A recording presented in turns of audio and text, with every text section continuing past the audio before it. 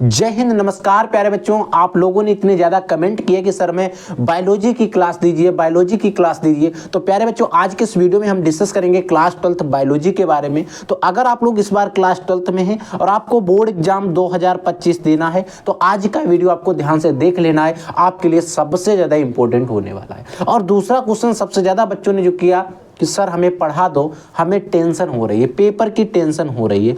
तो मैं बच्चों आपसे एक ही बात कहूँगा, अब आपको टेंशन नहीं लेना है। आपने पढ़ा है, नहीं पढ़ा है, कुछ भी नहीं पढ़ा है या कुछ पढ़ा है, या आपकी तैयारी काफ़ी अच्छी है। बट अगर आपकी तैयारी अच्छी है फिर भी और नहीं है फिर भी, आपको सिर्फ एक वर्ड पे फोकस करना है, टेंशन।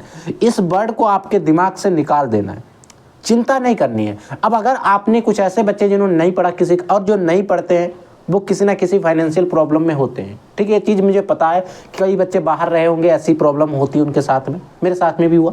तो इसीलिए वो बच्चे बाहर रहे, तो उनको अब टेंशन नहीं लेना। प्यारे बच्चों, आप टेंशन नहीं लेंगे। अब आपको जितना हो सकेगा उतना हम डिलीवर करेंगे और आपका रिवीजन करवाएंगे, वो क्वेश्चन पढ़ाएंगे ताकि आप बोर्ड एग्जाम में इजीली से सभी लोग पास हो जाए, कोई फेल नहीं होगा। अगर आप हमारे साथ मेहनत करते हैं और अच्छे से करते रहेंगे और अंत समय तक अगर आप हमारे साथ जुड़े रहेंगे, लगे रहेंगे, तो मैं कहता हूं आप लोगों को एक अच्छा स्कोर ही करा के छोड़ेंगे बायोलॉजी में। आप बायोलॉजी का पेपर जब देकर आएंगे बोर्ड के अंदर तो आपको पता चलेगा हम अच्छा करके आए हैं और आपको उस टाइम पर महसूस हो जाता है कि हाँ, बायोलॉजी में अच्छा करके आए हैं। तो प्यारे बच्चों, मैं आपसे प्रॉमिस करता हूँ, मैं आपको वो सारे क्वेश्चन देने का पूरा प्रयास करूँगा जो आपके बोर्ड एग्जाम में आप सभी को पास कराने में काफ़ी ज़्यादा हेल्प करेंगे। तो प्यारे बच्चों, आज के इस वीडियो में हम 1 और 2 और 5 नंबर वाले कुछ इंपॉर्टेंट क्वेश्चन जो हैं जो आपके बोर्ड एग्जाम में आ सकते हैं, और अगर मैं कहता हूं अगर आप अच्छे से तैयारी कर लेते हैं तो आपका स्कोर जो है 65 प्लस भी हो सकता है। ये भी कोई बड़ी बात नहीं। कई ऐसे स्टूडेंट होते हैं, कई ऐसे टॉपर स्टूडेंट होते हैं जो कम समय में स्मार्ट स्टडी कर कर भी एक अच्छा स्कोर कर लेते हैं। तो प्यारे बच्चों, अब आपको सबसे पहले मैं कहूँगा, फिर कहूँगा कि आपको टेंशन नहीं लेना। पास होते हैं, फेल होते हैं, वो अलग बात है। अगर आप जो भी आपके पास 10 से 15 दिन का समय बचा है, इसमें अगर आप टेंशन ले लेंगे तो आपका स्कोर जो है और भी गिर सकता है। तो अब आपको प्रैक्टिस करनी है, टेंशन नहीं लेनी। आपको वो क्वेश्चन पढ़ना, जो नहीं आते वो पढ़ो, जो आते हैं उनका रिविजन करो, ठीक है। तो मैं आपको वो सारा कुछ पढ़ाऊंगा जो आपके बोर्ड एग्जाम के लिए इंपॉर्टेंट रहेगा, ठीक है। तो आज हम बात करते हैं बायोलॉजी के बारे में। तो बच्चों, बायोलॉजी में कुछ ऐसे क्वेश्चन होते हैं जो हर साल पेपर में आते रहते हैं। तो ऐसे ही कुछ क्वेश्चन आज के इस वीडियो के अंदर हम लोग डिस्कस कर रहे हैं। जैसे एक क्वेश्चन आता है अंतःपात्रीय निषेचन, जिसको हम कहते हैं IVF कहते हैं। क्या कहते हैं? IVF, यानी कि अंतःपात्रीय निषेचन। IVF का फुल फॉर्म क्या होता है? In vitro fertilisation. क्यों बता रहा हूं? ऑब्जेक्टिव क्वेश्चन में, अति लघुत्तरीय में क्वेश्चन में आपसे पूछा जा सकता है कि IVF का पूर्ण रूप क्या होता है, IVF का फुल फॉर्म क्या होता है। तो याद रख लेना, I for in vitro, I for in होता है, V फॉर विट्रो होता है, F फॉर फर्टिलाइजेशन होता है। इन विट्रो फर्टिलाइजेशन यानी कि इन अंदर, विट्रो फर्टिलाइजेशन, ठीक है। देखो क्या होता है, इसकी परिभाषा समझो, ये होता क्या है। यह तकनीक उन स्त्रियों के लिए आवश्यक है, ये तकनीक जो है फीमेल के लिए आवश्यक है, ठीक है, जिनमें गर्भधारण नहीं होता है, जिनमें अंडाणु को बाहर निकालने होता क्या है। देखो इसका मेन बात है, उन स्त्रियों में इस तकनीक का प्रयोग किया जाता है जिनमें जो है गर्भधारण नहीं होता है। फिर होता क्या है, इसमें जो अंडाणु होता है, जो ओवम होता है, उसको बाहर निकालकर पति के शुक्राणु से निषेचन प्रयोगशाला में कराया जाता है। यानी कि इसको जिन स्त्रियों में गर्भधारण की क्षमता नहीं होती है उनमें होता क्या है, तो उनका जो ओवम होता है, फीमेल बॉडी का जो ओवम रहता है और मेल का स्पर्म रहता है, इनको बाहर निकाल लिया जाता है और कल्चरल माध्यम में, यानी कि जो प्रयोगशाला होता है, प्रयोगशाला में इसका निषेचन कराया जाता है। निषेचित अंडे को 32 कोष की अवस्था में इसके माता के गर्भाशय में रोपित कर दिया जाता है।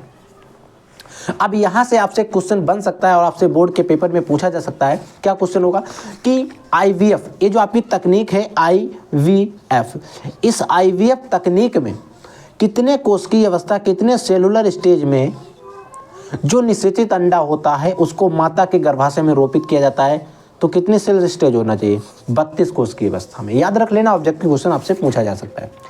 इसे रोपित कर दिया जाता है। गर्भ विधि पूर्ण होने पर माता सामान्य शिशु को जन्म देती है। यानी कि अगर गर्भ विधि पूर्ण होती है, जैसे ही गर्भ विधि पूर्ण होगी, जो भी टाइम रहता है, टाइम पीरियड रहता है, तो वो जो फीमेल बॉडी होती है, ऐसा नहीं बाहर कराया तो उसमें कोई डिसऑर्डर देखने को मिलेगा। जो नॉर्मल बेबी होता है, सामान्य शिशु को ही जन्म देती है। ये चीज़ याद रख लेना। इस विधि को अंतःपात्रीय निषेचन कहते हैं। इस तकनीक को परख नली शिशु भी कहते हैं। ये जो तकनीक है इसे ही बच्चों हम लोग परख नली शिशु बेबी या परख नली तकनीक भी हम कहते हैं। तो याद रख लेना, इसी का दूसरा नाम है परख नली तकनीक। अगला एक टॉपिक आता है एवं संचारित रोग, यानी कि जिनको शॉर्टकट में कहते हैं एसटीडी।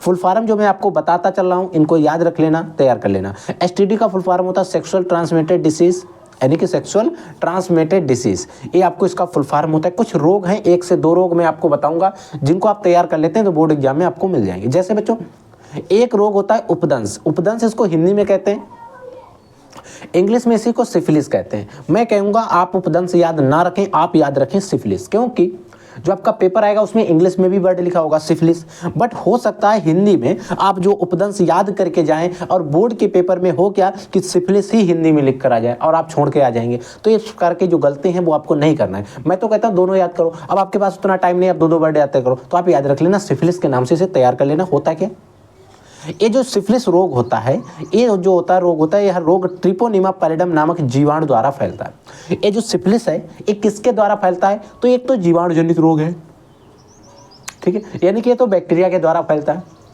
सबसे पहली बात, यानी कि जो रोग है एक ऐसा है जीवाणु जनित रोग है। दूसरी बात, इस जीवाणु का नाम क्या है, इस जीवाणु का जो नाम है वो है ट्रिपोनिमा पैलिडम, ये चीज़ भी याद रखेंगे। फिर बात आती है सर इसके कुछ लक्षण होते हैं। हाँ, इसके कुछ लक्षण, पुरुषों में संक्रमण के 9 से 10 दिन के बाद पेनिस पर लाल रंग के दाने दिखाई देते हैं। स्त्रियों में भी इन पर लाल रंग के दाने दिखाई देते हैं। 5 से 6 माह बाद दाने पूरे शरीर पर फैल जाते हैं। तो इसके जो कुछ है कैरेक्टर, यानी कि कुछ जो है वो लक्षण है। और फिर अगर इसके हम उपचार की बात करें तो इस रोग के उपचार हेतु सामान्यतः टेट्रासाइक्लिन या पेनिसिलिन का उपयोग किया जाता है, यानी कि इस रोग के उपचार के लिए टेट्रासाइक्लिन या फिर पेनिसिलिन का उपयोग किया जाता है। ठीक, अगला जो रोग है बच्चों ट्राइकोमोनियासिस है। ट्राइकोमोनियासिस किसके द्वारा होता है, तो यह रोग ट्राइकोमोनास बैजानेलिस नामक एक प्रोटोजोन के द्वारा होता है। यानी कि जो ट्राइकोमोनियासिस एक रोग है, इस किसके द्वारा होता है, एक प्रोटोजोन के द्वारा होता है। अब उस प्रोटोजोन का नाम क्या है, उस प्रोटोजोन का नाम है ट्राइकोमोनास बैजानेलिस। क्या नाम है, ट्राइकोमोनास बैजानेलिस। याद रखेंगे, अगर बोर्ड के पेपर में ऑब्जेक्टिव क्वेश्चन बनता है तो आप कर लेंगे। यह पुरुषों के मूत्रमार्ग तथा स्त्रियों की योनि का एक पोषी परजीवी है। इसके संक्रमण से इन पर सफ़ेद रंग के सफ़ेद रंग का पानी निकलता है तथा पुरुष के मूत्रमार्ग त्यागने के समय इसमें दर्द और मूत्रमार्ग में सूजन की शिकायत होती है। ये कुछ इसके लक्षण है, हमें इस पर डॉक्टरी करनी नहीं है, हमें सिर्फ उतना लिख लेना है ताकि हमारा बोर्ड एग्जाम में काम चल जाए। ठीक, इस रोग के उपचार के लिए ओरियोमाइसिन या टेरामाइसिन नामक प्रतिजैविकों का प्रयोग किया जाता है। प्रतिजैविक जो दवाइयाँ होती हैं उनका प्रयोग होता है। अगला क्वेश्चन है बच्चों वंशागति क्या है, यानी कि अगर आपसे बोर्ड के पेपर में कोई पूछ लेता है कि वंशागत जो है वो होता क्या है, क्या है वंशागत, तो देखो आनुवंशिक लक्षणों का एक पीढ़ी से दूसरी पीढ़ी में जाना आनुवंशिकी, और यह जो प्रक्रिया हो रही है आनुवंशिकी तथा यह प्रक्रिया वंशागत कहलाती है। यानी कि जो बच्चों जेनेटिक्स कैरेक्टर होते हैं, आनुवंशिक लक्षण होते हैं, उन आनुवंशिक लक्षणों का पीढ़ी दर पीढ़ी यानी कि एक पीढ़ी से दूसरी पीढ़ी में जाना ही आनुवंशिकी कहलाता है। और जाने की इस प्रक्रिया को हम वंशागति कहते हैं। समझ में आ गया, ठीक है। वंशागति यानी कि सर्वप्रथम आनुवंशिक शब्द का जो प्रयोग किया था वो डब्ल्यू बेटसन ने किया था। अब यहाँ से ऑब्जेक्टिव क्वेश्चन बन सकते हैं कि सर्वप्रथम आनुवंशिकी शब्द का जो प्रयोग किया था वो किसने किया था, तो याद रख लेना किसने किया था, डब्ल्यू बेटसन ने किया था। आनुवंशिकी शब्द के जनक कौन माने जाते हैं, तो बच्चों जो आनुवंशिकी शब्द है ये किसने दिया था या इसके जनक कौन है, आनुवंशिकी के जनक जो माने जाते हैं वो ग्रेगर जॉन मेंडल हैं। याद रख लेना, बोर्ड के पेपर के लिए वेरी वेरी इंपॉर्टेंट क्वेश्चन है। ठीक है, समझ में आ गया। अगला क्वेश्चन देखो बच्चों, अगला आपका क्वेश्चन है कि अपरा पर टिप्पणी लिखिए। टिप्पणी कीजिए या अपरा पर टिप्पणी लिखिए, ऐसा क्वेश्चन आपसे बोर्ड एग्जाम में आ सकता है। अपरा को ही बच्चों हम लोग प्लेसेंटा कहते हैं, इंग्लिश में इसे क्या कहते हैं, प्लेसेंटा। होता क्या देखो, अपरा का विकास कोरियन और गर्भ झिल्ली दोनों के द्वारा होता है। तो अगर बोर्ड के पेपर में क्वेश्चन आ जाता है कि अपरा का विकास होता है किसके द्वारा होता है, कोरियन तथा गर्भ झिल्ली दोनों के द्वारा होता है, यह अत्यधिक संवहनी अंग है, इसके निम्नलिखित कार्य हैं। और इसमें अपरा की परिभाषा उतनी ज़्यादा इंपॉर्टेंट नहीं है जितने ज़्यादा इंपॉर्टेंट इसके कार्य, क्योंकि कार्य जो हैं बोर्ड के पेपर में 1 से 2 नंबर में आप पेपर उठा के देख लेना, कई बार पूछे गए हैं। ठीक है, अपरा माता के रुधिर से पोषण पदार्थों को गर्भ तक पहुंचाता है। अपरा जो होता है, प्लेसेंटा जो होता है, ये माता जो होती है, माता के जो रुधिर होता है, जो ब्लड होता है, उससे पोषक पदार्थों को गर्भ तक पहुंचाता है। ये CO2 को भ्रूण तक पहुंचाता है, O2 ऑक्सीजन को भ्रूण तक पहुंचाता है, CO2 यानी कि कार्बन डाइऑक्साइड को बाहर निकालता है। जो आपका बेबी डेवलपमेंट हो रहा है अंदर, जो आपका भ्रूण होता है, जो आपका एम्ब्रियो होता है, इसको CO2 जो है वो निकालने का कार्य और ऑक्सीजन जो है O2 जो है वो देने का कार्य जो होता है वो अपरा के द्वारा ही होता है। ठीक है, उपापचयी क्रियाओं के फलस्वरूप बने नाइट्रोजनस अपशिष्ट पदार्थों को बाहर निकालने में भी सहायक होता है। जो आपका प्लेसेंटा है, जब भी बेबी जिंदा है तो वो उपापचयी क्रिया करेगा। उपापचयी क्रियाओं के फलस्वरूप बने जो नाइट्रोजनिस्ट होते हैं उनको बाहर निकालने का भी कार्य जो है अपरा की सहायता से ही होता है। समझ में आ गया ना। अपरा के कार्य जो है बच्चों बहुत इंपॉर्टेंट है। आप अगर इसका स्क्रीनशॉट लेना चाहते हैं तो ले लें, क्योंकि बोर्ड के पेपर में कई बार पूछा गया। जनसंख्या विस्फोट क्या है? जनसंख्या विस्फोट की परिभाषा बताओ। और ये क्वेश्चन जो है ज़्यादातर मैं कहता हूँ लॉन्ग क्वेश्चन में 5 नंबर में आता है और कम से कम 3 नंबर में तो पूछा ही जाता है। जनसंख्या के तीव्र गति से बढ़ने को ही जनसंख्या विस्फोट कहते हैं। यानी कि जनसंख्या जो तीव्र गति से बढ़ रही है, भारत की डे बाई डे जनसंख्या पॉपुलेशन बढ़ रही है, इस जनसंख्या के तीव्र गति से बढ़ने को ही हम लोग जनसंख्या विस्फोट कहते हैं। ये तो हुई जनसंख्या की एक छोटी सी परिभाषा। फिर बात आती है सर इसके कारण क्या हैं? अगर कारण तो ये हैं, फिर इसका निवारण क्या है? तो बोर्ड एग्जाम में जब आपसे पूछा जाएगा तो यहाँ पर पूरा पूछा जाएगा उसके कारण और उसका निवारण कैसे कर सकते हैं। तो अगर आप लोग इस पर तैयार कर लेते हैं पूरा एक ऐसे, या फिर मैं कहूँ क्वेश्चन, क्योंकि ऐसे तो नहीं कह सकता हूँ, बट एक ऐसे के तरीके से ही, एक निबंध के तरीके से ही अगर आप इसे तैयार कर लेते हैं तो मैं कहता हूँ 5 नंबर में आता, कम से कम 4.5 नंबर हर एक बच्चे को मिल जाते हैं अगर वो थोड़ा भी दिमाग लगा के लिख देता है। क्योंकि बायोलॉजी में कुछ ऐसे क्वेश्चन होते हैं, कुछ ऐसे हलवा क्वेश्चन होते हैं जो हर साल आते भी हैं और लिखना भी ईजी होता है। तो बच्चों अगर आप इसको जनसंख्या विस्फोट का कारण क्या है, निवारण क्या है, तैयार कर लेते हैं, आप कहीं पर गूगल सर्च कर लेना या लिख लेना। अगर आपसे नहीं तैयार हो रहा आप कमेंट कर देना वीडियो के कमेंट सेक्शन में, जैसे आपने कमेंट कर करके ये बायोलॉजी की क्लास ले लिए, वैसे ही आप लोग कमेंट कर देना। इंस्टाग्राम पर हमें DM कर देना, मैं वहाँ पर आपको अगर इसका PDF अवेलेबल होगा तो PDF भी आपको प्रोवाइड करा दिया जाएगा जनसंख्या विस्फोट का। या फिर आप जनसंख्या नियंत्रण या फिर जनसंख्या पर वृद्धि पर एक निबंध अगर मिल जाए वो भी आप यहीं पर लिख देंगे। क्योंकि जनसंख्या विस्फोट, जनसंख्या वृद्धि या जनसंख्या पर नियंत्रण, बात घूम फिर के वहीं आती है। ठीक है, तो अगर कोई भी निबंध मिलता है आप इस पर लिख देंगे, तैयार कर लेंगे। क्वेश्चन 5 नंबर का अगला बच्चों आता है पुरुष नसबंदी। यानी कि देखो एक महिला नसबंदी होती है, एक पुरुष नसबंदी भी होती है। जो पुरुष नसबंदी होती है उसको कहते हैं बैसेक्टोमी।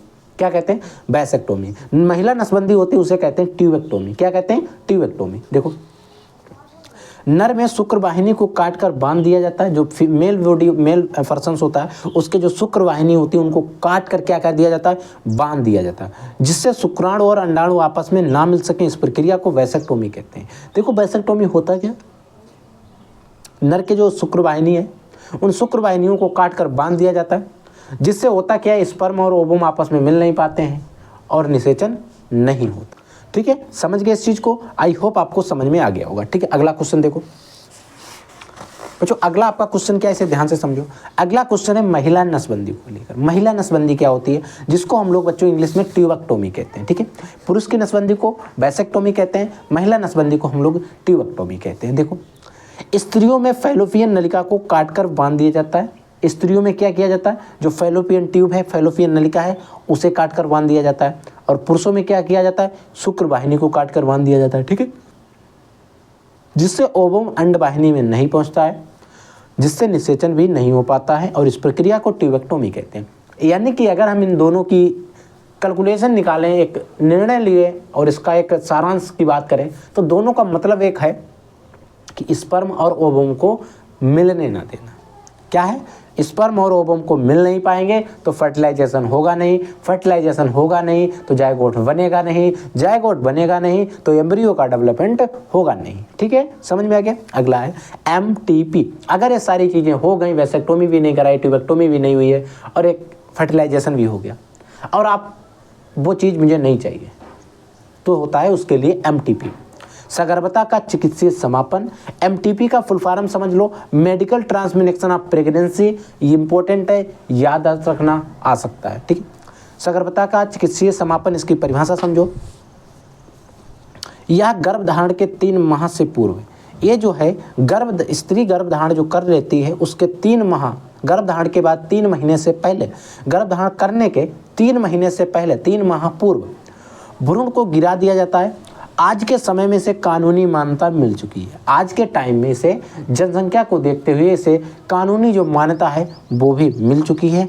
बार बार अबॉर्शन यानी कि गर्भपात कराने से स्त्री का जो स्वास्थ्य होता है बहुत ही लूज हो जाता है, कमज़ोर हो जाता है। ठीक है, नोट में आपसे बताया गया कि गर्भपात जो है किसी अगर कोई कराता भी है तो उसे योग्य चिकित्सक के द्वारा ही कराना चाहिए। आई होप समझ में आ गया होगा क्वेश्चन क्या है। ठीक है, अगला क्वेश्चन देखो। अगला आपका क्वेश्चन है कि प्रभावी लक्षण क्या है। प्रभावी लक्षण होते क्या हैं। अब प्रभावी लक्षण क्या होते हैं ये आपका मेंडल वाला जब चैप्टर पढ़ेंगे वहां पर आपको देखने को मिलेगा। देखो, जब दो तुलनात्मक लक्षणों वाले पौधों में संकरण कराया जाता है, जब दो तुलनात्मक लक्षणों वाले पौधों में संकरण कराया जाता है, क्रॉस कराया जाता है, तो पहली पीढ़ी में जो लक्षण अपना प्रभाव दिखा पाते हैं, तो पहली पीढ़ी जो होती है उसमें जो भी लक्षण अपना प्रभाव दिखा पाते हैं उन्हें हम प्रभावी लक्षण कहते हैं। उन्हें क्या कहते हैं? प्रभावी लक्षण कहते हैं, याद रख लेना। यानी कि दो तुलनात्मक लक्षणों वाले पौधे लिए गए, उनमें क्रॉस कराया गया, उनमें जब क्रॉस कराया गया तो उसमें कोई एक पौधा ही ऐसा होगा जो अपने लक्षण जो है दिखा पाएगा, उसे प्रभावी लक्षण कहते हैं। अगर सपोज करो कैपिटल टी और स्मॉल टी ये दो पौधे हैं, इनमें संकरण क्या है? कराया गया है। इनमें क्रॉस अगर कराया जाता है, समझ लो ध्यान से, स्मॉल टी बनेगा, स्मॉल टी होगा, कैपिटल टी होगा, कैपिटल टी होगा। देखो, इसको आप चेकर बोर्ड के माध्यम से भी करा के इसका रिजल्ट देख सकते हैं। सबसे पहले इसका इसके साथ, इसका इसके साथ और इसका इसके साथ। जब इनमें क्रॉस कराया जाएगा, ये बच्चों लंबा है, ये लंबापन है, ये आपका बौनापन है। कैसा है? बौनापन है। ठीक, जब इन दोनों में क्रॉस कराया जाएगा क्या बनेगा? Capital T small T, capital T small T, capital T small T, capital T small T, ये बने जाएंगे। अब बच्चों यहाँ पर जो होता है प्रभावी लक्षण कौन सा होता है? तो यहाँ पर बच्चों जो है लंबापन प्रभावी होगा, लंबापन डोमिनेट करेगा। तो ये कैसे होंगे? ये लंबे तो होंगे पर कैसे लंबे होंगे? संकर लंबे होंगे। कैसे लंबे होंगे बच्चों? ये संकर लंबे होंगे सादे पौधे। कैसे लंबे होंगे? संकर लंबे होंगे। तो संकर लंबे होने के कारण यहाँ पर जो लंबापन प्रभावी है इसे ही हम प्रभावी लक्षण कहेंगे। बट यहाँ पर जो स्मॉल टी है, जो बौनापन है, वो अपना प्रभाव नहीं दिखा पा रहा है, बौनेपन के पौधे प्रदर्शित नहीं हो पा रहे हैं। तो ये कैसा है? जो बौनापन है वो कैसा है? अप्रभावी है। कैसा है? अप्रभावी। और वहीं पर जो लंबापन है वो कैसा है? प्रभावी है। समझ गए? तो ऐसे ही अप्रभावी की जब हम लिखेंगे तब जब दो तुलनात्मक लक्षणों वाले पौधों में क्रॉस कराया जाता है तो पहली पीढ़ी में जो लक्षण अपने को प्रदर्शित कर पाते हैं, अपने प्रभाव को दिखा पाते हैं, उन्हें प्रभावी, जो नहीं दिखा पाते उन्हें प्रभावी कहते हैं। ठीक, संकर क्या होता है? जो हम संकर की बात कर रहे हैं ये संकर होता क्या है? देखो, जब दो तुलनात्मक लक्षणों वाले पौधों में क्रॉस कराया जाता है तो क्रॉस कराने पर उत्पन्न संतति को ही संकर कहते हैं, जिनमें दोनों के जीन उपस्थित रहते हैं, बट कोई एक ही प्रभावी होता है। ठीक है, जीनोम पर टिप्पणी कीजिए। क्वेश्चन जो है बच्चों एक एक नंबर में ज़्यादा पूछे जाते हैं। अगुणित गुणसूत्रों के समुच्चय को ही हम लोग क्या कहते हैं? जीनोम कहते हैं। अगुणित गुणसूत्र जो होते हैं उनका एक समुच्चय होता है, एक बंडल होता है, उसे ही हम क्या कहते हैं? जीनोम कहते हैं। जीन प्रारूप पर टिप्पणी कीजिए। एक जीन प्रारूप होता है, एक लक्षण प्रारूप होता है, बट बोर्ड के पेपर में जीन प्रारूप पर टिप्पणी कीजिए क्वेश्चन ज़्यादा आता है। देखो, किसी भी लक्षण की जीनी अभिव्यक्ति को जीन प्रारूप कहते हैं। कोई भी लक्षण है उस लक्षण के जीनी जो अभिव्यक्ति होती है उसे ही हम जीन प्रारूप कहते हैं। जैसे समान लंबाई के लाल फूल वाले पौधों में जीन आर होगा, जबकि विषम उगजी जीन क्या होगा? स्मॉल आर होंगे तो दोनों ही लाल, बट इनका विषम उगजी स्मॉल आर और कैपिटल आर होगा, और जो आपका एक तरीके से शुद्ध समान लंबाई के होंगे वो आपके कैपिटल आर होंगे। ठीक है, तो ये क्या होता है कि जीन प्रारूप होता है। अब हम बात करते हैं मेंडल के नियम के बारे में। यानी कि जो मेंडल ने नियम दिए थे, मेंडल के 3 नियम थे, प्रभाविता का नियम, स्वतंत्र पृथक्करण का नियम और तीसरा नियम था स्वतंत्र अभिवन का नियम। तो पहला नियम था मेंडल का नियम, जिसे कहते हैं प्रभाविता का नियम, या इसे इंग्लिश में कहते हैं लॉ ऑफ डोमिनेंस। यानी कि लॉ ऑफ डोमिनेंस जो है एक क्वेश्चन जो आपने अभी अप्रभावी लक्षण के बारे में पढ़ा था उसी पर है। ठीक है, देखो मेंडल का प्रभाविता का नियम कहता क्या है, समझो ध्यान से इसकी परिभाषा। जब दो विपरीत लक्षणों वाले पौधों में संकरण कराया जाता है, जब दो विपरीत लक्षणों वाले पौधे लिए जाते हैं, उन पौधों में क्या कराया जाता है? संकरण कराया जाता है। तो लक्षण F1 पीढ़ी में, तो क्या होते हैं जो लक्षण F1 पीढ़ी में अपने प्रभाव को प्रदर्शित कर पाते हैं उन्हें प्रभावी लक्षण कहते हैं, तथा इसी नियम को प्रभाविता का नियम कहते हैं। यानी कि जब हम F1 पीढ़ी में संकरण कराते हैं तो जो भी लक्षण होते हैं अपने आप को प्रदर्शित कर पाते हैं उन्हें प्रभावी लक्षण कहते हैं, और एक नियम चल रहा है इसे प्रभाविता का नियम कहते हैं। जैसे बच्चों कैपिटल टी लंबापन था, जो कि अभी हमने एग्जाम्पल के थ्रू आपको बताया। स्मॉल टी बौनापन था, इन दोनों को हमने युग्मक निकाले, अलग किया। फिर मैंने जब संकरण कराया तो कैपिटल टी ये बन रहा है। अर्थात सभी पौधे संकर लंबे हैं। यहाँ पर ये सारे पौधे होंगे जब देखेंगे तो लंबे ही दिखाई देंगे, अर्थात सभी पौधे संकर लंबे हैं, और यहाँ पर बौनापन अप्रभावी है तथा लंबापन क्या है, प्रभावी है। इसे ही बच्चों लॉ ऑफ डोमिनेंस यानी कि जो प्रभाविता का नियम है इसे ही कहते हैं। आई होप आपको समझ में आ गया होगा कि प्रभाविता का नियम एक्चुअल में है क्या, क्योंकि प्रभाविता का नियम हो गया या फिर पृथक्करण का नियम हो गया, ये बोर्ड के पेपर में यहाँ से क्वेश्चन जो है आते रहते हैं। ठीक है, अगला देखो, अगला नियम है जो मेंडल का ही नियम है, जिसे कहते हैं पृथक्करण का नियम। पृथक्करण का नियम ये कहता है कि मेंडल ने कहा था पृथक्करण जो नियम है जो प्रभाविता का नियम है उनसे इंटरकनेक्टेड है, तीनों नियम जो है इंटरकनेक्टेड है। ठीक है, मेंडल ने कहा था कि F1 पीढ़ी में संकर बनने पर दोनों जीन एक साथ आ जाते हैं। हाँ सही बात है, मेंडल ने कहा था कि संकर लंबे पौधे बन जाते हैं, कैपिटल टी स्मॉल टी के दोनों जीन एक साथ आ जाते हैं। ठीक है, जीन एक साथ आ जाते हैं, किंतु उनमें से कोई एक जीन ही अपने लक्षण को प्रकट कर पाता। हाँ, या तो वो लंबापन प्रकट कर जाएगा या बौनापन, बट कोई एक ही करेगा। ठीक है, ये मेंडल ने कहा था, कर पाता है। जनन द्रव्य में दोनों कारक साथ साथ रहते हैं, जनन द्रव्य में जो दोनों कारक होते हैं वो साथ साथ रहते हैं। ठीक है, सही बात है। और युग्मक बनने के समय एक दूसरे से अलग हो जाते हैं, ये बात भी सही है। अर्थात दो विपरीत लक्षणों को इस प्रकार एक दूसरे से पृथक हो जाने को मेंडल ने पृथक्करण का नियम कहा। देखो, मान लीजिए कैपिटल टी स्मॉल टी दो पौधे हैं, एक पौधा है कैपिटल टी स्मॉल टी जो कि F1 पीढ़ी में मेरे रिजल्ट में बना था, ये पौधा मिला। अब हमने इन दोनों पौधों में दो पौधे एक ही समान लिए और इनमें संकरण करा दिया, उसे पृथक्करण का नियम कहते हैं। जैसे हमने दो पौधे लिए, इनमें देखा गया कि यहाँ पर ये जनन द्रव्य में तो साथ साथ में, बट इनके जब युग्मक बनाए गए तो दोनों के अलग अलग, एक युग्मक बना कैपिटल टी का, एक स्मॉल टी का बना, एक कैपिटल टी एक स्मॉल टी का बना। जब इनमें फर्टिलाइजेशन यानी कि संकरण यानी कि क्रॉस कराया गया तो हुआ क्या, कुछ तो ऐसे हुए जो शुद्ध लंबे निकल गए, कुछ तो ऐसे हुए जो संकर लंबे बन गए, और कुछ तो ऐसे पौधे मिले जो शुद्ध बौने ही निकल गए। यानी कि जो बौनापन भी था वो भी यहाँ पर प्रभावी हो गया, जो बौनापन था वो भी यहाँ पर प्रभावी हो गया, वो भी यहाँ पर अपने आप को डोमिनेट कर रहा है।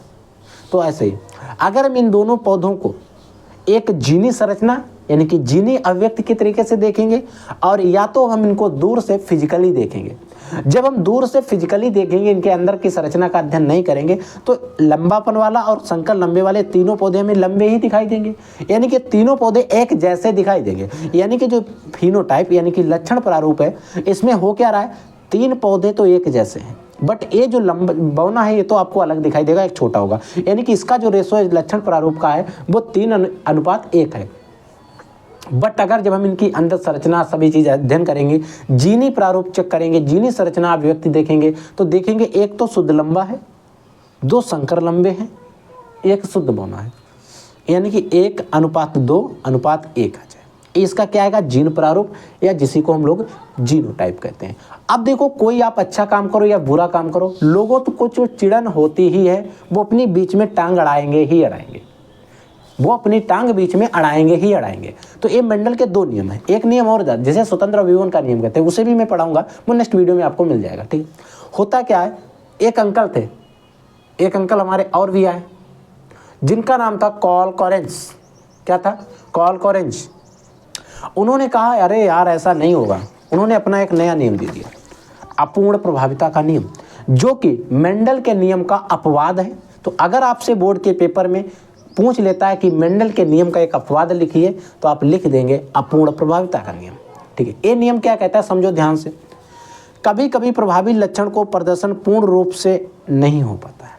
कभी कभी होता क्या है, इन्होंने उनके नियम के आधार पर चले, इन्होंने कहा कि कभी कभी अंकल जी ऐसा भी होता है कि जो प्रभावी लक्षण है उनका प्रदर्शन जो है पूर्ण रूप से नहीं हो पाता है।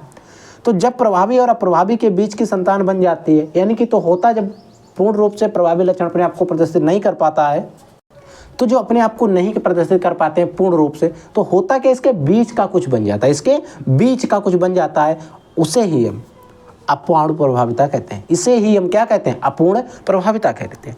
यह जो है मेंडल के नियम का अपवाद है, याद रख लेना। अपूर्ण प्रभाविता जो है इसकी खोज सन 1903 में की गई थी। 1903 में की गई थी, मैकॉल कॉरेंस ने की थी।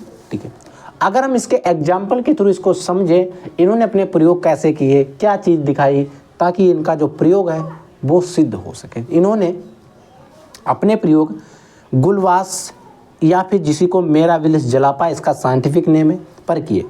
इसमें लाल पुष्प वाले पौधे यानी कि कैपिटल आर तथा सफ़ेद पुष्प वाले पौधे स्मॉल आर प्रदर्शित किया तो F1 पीढ़ी में हमें जो पौधे मिले उन्हें कैपिटल आर स्मॉल आर से प्रदर्शित किया हुआ है। कॉलक ऑरेंज जो थे उन्होंने लिया गुलवास यानी कि जिसका साइंटिफिक नेम होता है मेराविलिस जलापा। उन्होंने क्या किया, उनमें से कुछ ऐसे पौधे जो थे, उनमें से कुछ ऐसे फ्लावर वाले पौधे थे जिनमें लाल फ्लावर लग रहे थे, उन पौधों को लिया जिनको कैपिटल आर से डिनोट कर दिया। कुछ ऐसे थे जिनमें व्हाइट सफ़ेद फ्लावर लग रहे थे, उनको क्या किया, स्मॉल आर से प्रदर्शित कर दिया। इनमें जब क्रॉस कराया तो कैपिटल और स्मॉल आर के बना। सेम चीज़ हो रही है, देखो इनके युग्मक अलग किए गए, बन रहा है। बट यहाँ पर जो कैपिटल और स्मॉल आर है, ये जो पौधा बना जब इन्होंने क्रॉस कराया तो ना ही लाल रहा ना ही सफ़ेद रहा, ये पौधा कैसा रहा, ये रहा पिंक। यानी कि पौधे में जो फ्लावर आए वो कैसे आए, गुलाबी आए। अब F1 पीढ़ी में प्राप्त पौधों में स्वपरागण होने पर अब ये क्या हुआ कि F1 पीढ़ी जो थी उसमें पौधे जो कैसे में दिखाई देने लगे, गुलाबी दिखाई दिए। फिर इन्होंने क्या किया, गुलाबी वाले पौधे लिए, गुलाबी वाला जो पौधा था उनमें सेल्फ पोलिनेशन होने दिया, यानी कि उसमें क्या किया रहा, स्वपरागण करा दिया। क्या कराया, सेल्फ पोलिनेशन यानी कि स्वपरागण कराया। जब इसमें स्वपरागण कराया कैपिटल आर और स्मॉल आर में, जब इसका स्वपरागण हुआ तो इनके युग्मक अलग किए गए। तो देखा गया उसी की तरीके से कि कुछ तो शुद्ध लाल बन गए, कुछ तो गुलाबी बन गए और कुछ शुद्ध सफ़ेद बन गए। यानी कि जब इसमें देखा गया तो युग्मक, जब इनमें स्वपरागण कराया गया, जो संकर पौधे बने थे कैपिटल आर और स्मॉल आर वाले, उनमें जब संकरण कराया गया तो कुछ तो अपने जो लाल वाले थे वो अलग हो गए, कुछ सफ़ेद वाले भी अलग हो गए और कुछ तो गुलाबी थे, गुलाबी ही रह गए। ठीक है, तो इस प्रकार से हमें अपूर्ण प्रभाविता का जो नियम है वो इस प्रकार से सिद्ध करना है। क्योंकि ये जो नियम थे, आपको प्रभाविता का नियम बताया, पृथक्करण का नियम बताया, अपूर्ण प्रभाविता का नियम बताया। अपूर्ण प्रभाविता का नियम जो है मेंडल के नियम का अपवाद है, तो आप इसे जरूर याद रखेंगे। क्योंकि यहाँ से क्वेश्चन आप अगर बोर्ड एग्जाम के प्रीवियस ईयर क्वेश्चन पेपर उठा के देखेंगे, उनका एनालिसिस करेंगे, आपको देखने को मिलेगा क्वेश्चन ज़्यादातर आते रहे। ठीक है, अगला क्वेश्चन है मनुष्य में लिंग निर्धारण। देखो, मनुष्य में लिंग निर्धारण हो गया, पक्षियों में लिंग निर्धारण हो गया, मधुमक्खियों में लिंग निर्धारण हो गया। लिंग निर्धारण पर भी क्वेश्चन जो है आपके बोर्ड के पेपर में देखने को मिलते हैं, तो समझो ध्यान से। मनुष्य में लिंग निर्धारण कैसे करते हैं, समझो ध्यान से। मनुष्य में लिंग निर्धारण XX और XY गुणसूत्र के द्वारा होता है। ठीक, मनुष्य में जो लिंग निर्धारण होता है, फीमेल में XX गुणसूत्र होते हैं और मेल में जो होते हैं XY गुणसूत्र होते हैं। ठीक है, ये कौन से होते हैं, सेक्सुअल क्रोमोसोम होते हैं। ठीक है, जिसमें 44 + XX तथा मादा में 44 + XY पुरुष में होता है। आपको पता है मनुष्य में टोटल नंबर ऑफ क्रोमोसोम होते हैं 46 होते हैं, यानी कि 40 होते हैं। उनमें से 44 जो होते हैं दैहिक गुणसूत्र होते हैं, जो देह का निर्माण करते हैं, जो और 2 होते हैं ऐसे जो लिंग गुणसूत्र का निर्माण करते हैं। यानी कि 22 जोड़ी आपके देह का निर्माण करते हैं, 1 जोड़ी आपके लिंग का निर्धारण करते हैं। टोटल आपके मानव बॉडी में 23 जोड़ी लिंग गुणसूत्र, 23 जोड़ी गुणसूत्र पाए जाते हैं। ठीक है, होता क्या, देखो, जब होगा कि 22 + X, जब इनके युग्मक बनेंगे अलग अलग होंगे। देखो यहाँ पर जब इनमें 44X यानी कि फीमेल के युग्मक बनाए गए, मेल के युग्मक बने, इनमें जब फर्टिलाइजेशन होता है, स्पर्म ओवम टकराता है, तो होता क्या, अगर मेल और फीमेल फर्टिलाइजेस्ट हो रहे हैं, ठीक है, तो क्या होता है, क्या हम कह सकते हैं कि इसमें अगर कोई लड़का हो रहा है उसमें मेल की प्रॉब्लम है, मेल की वजह से हो रहा है, या फिर कोई लड़की हो रही है उसमें फीमेल को ही पूर्ण रूप से दोष देते हैं। लड़का होता है किसी को कोई दोष नहीं दिया जाता है। बट अगर कोई लड़की पैदा होती है तो उसमें जो फीमेल बेबी होता है, फीमेल बॉडी होता है, फीमेल पर्सन होता है, उसे ही ज़्यादा दोष दिया जाता है कि इनकी वजह से हुआ। ऐसा नहीं होता। देखो, जब इनमें संकरण कराया जाता है तो मादा भी बन सकता है, पुरुष भी बन सकता है, मादा पुरुष, यानी कि यहाँ पर जो चांसेस रहते हैं वो 50%, यानी कि 2 पुरुष और 2 पुत्री बन रही है। यानी कि यहाँ पर जो नंबर ऑफ रेशियो रहता है वो 50-50% रहता है। 50% चांस है वो पुरुष हो सकता है, 50% चांस है वो मादा हो सकती है। इसमें किसी एक का दोष नहीं होता है। वही चीज़ यहाँ पर लिखी गई है, जब 22+x और 22+xy मिलता है तो पुरुष बनता है, 22+x और 22+x मिलता है तो मादा बनती है। होता क्या है, मेल में भी एक्स क्रोमोसोम होता है, तो फीमेल का एक्स और मेल का एक्स जब मिल जाते हैं तो आपकी मादा बन जाती है। वहीं पर फीमेल का एक्स वाला इसका वाई वाला मिल जाता है तो आपका मेल बन जाता है, पुरुष बन जाता है। तो इस प्रकार से मनुष्य में लिंग निर्धारण किया जाता है। इंपॉर्टेंट क्वेश्चन है, बोर्ड के पेपर में आ जाएगा, तो इसीलिए आप इसे भी तैयार करके जाएंगे। आई होप समझ में आ गया होगा। ठीक है, अगला देखो। अगला क्वेश्चन है पक्षियों में लिंग निर्धारण। जो आपका पक्षियों में लिंग निर्धारण होता है उसे ध्यान से समझो। पक्षियों में लिंग निर्धारण कैसे करते हैं, तो पक्षियों में लिंग निर्धारण होता है जेड और जेड प्रकार का होता है। हम लोगों के अंदर XX XY प्रकार के गुणसूत्र पाए जाते हैं, बट पक्षियों में क्या होता है, जेड और जेड प्रकार का होता है। याद रख लेना, ऑब्जेक्टिव क्वेश्चन यहाँ से बोर्ड के पेपर में आता है कि पक्षियों में लिंग निर्धारण कैसे होता है, तो जेड और जेड प्रकार का होता है। ठीक है, पक्षियों में नर समयुग्मजी यानी कि जेड होता है। देखो हमारे इधर फीमेल समयुग्मजी था, उसमें XX था, बट यहाँ पर जो नर होता है वो समयुग्मजी होता है जिसमें जेड होते हैं, तथा मादा विषमयुग्मजी होती है यानी कि ZW होती है। इसमें जब जेड और ZW में जो इनके युग्मक बनाए जाएंगे, अलग किया जाएगा, तो इसमें भी 50-50% चांस रहता है कि 50% चांस रहता है मादा बन सकती है, 50% चांस रहता है कि पुरुष बन सकता है। तो इस तरीके से आपको पता होना चाहिए कि पक्षियों में लिंग निर्धारण जो है कैसे किया जाता है, क्योंकि पक्षियों में लिंग निर्धारण हो गया, मनुष्य में लिंग निर्धारण हो गया और आपका मधुमक्खियों में लिंग निर्धारण हो गया। देखो अब हम बात करते हैं मधुमक्खियों में लिंग निर्धारण जो है वो किस प्रकार से, किस बेसिस पर होता है। देखो मधुमक्खियों में गुणसूत्रों की संख्या 32 यानी कि 32 होती है, किंतु ड्रोन यानी कि नर मधुमक्खी में गुणसूत्रों की संख्या 16 होती है। ऐसा क्यों? नॉर्मली हम बात करते हैं तो होता है 32 होती है, बट अगर ड्रोन में बात करते हैं तो 16 होती हैं। ऐसा क्यों? और यहाँ पर ऐसा इसलिए कि बोर्ड में आपसे फंसाया जाए।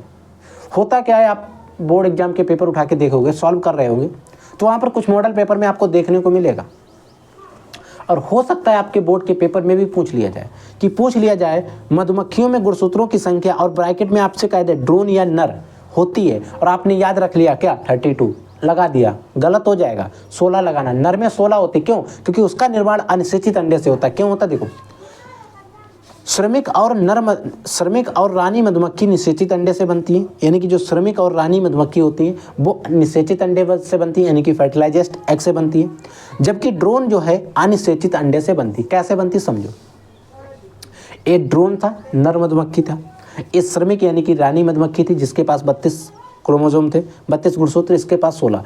इसने क्या किया, माइटोसिस किया यानी कि समसूत्री विभाजन किया। इसने मियोसिस किया यानी कि अर्धसूत्री विभाजन किया।